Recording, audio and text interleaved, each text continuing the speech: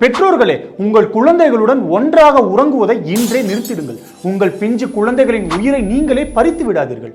ஒன்றாக உறங்கும் வேளையில் உங்களை அறியாமலேயே உங்கள் கைகள், உடைகள் மற்றும் படுக்கை விரிப்பினால் சிறு அழுத்தம் ஏற்பட்டால் கூட குழந்தைகளின் இதய அழுத்தம், ஆக்சிஜன் குறைபாடு போன்ற காரணங்களால் அவர்கள் தூக்கத்திலேயே சத்தமே இல்லாமல் இறந்து விடுவர். அரவுசல் மெக்கானிசம், அதாவது உறங்கிக் கொண்டிருக்கும் பொழுது உடலில் ஏதாவது பிரச்சனை ஏற்பட்டால் நமது மூளை நம்மை தட்டி எழுப்பி விழித்திட செய்யும்.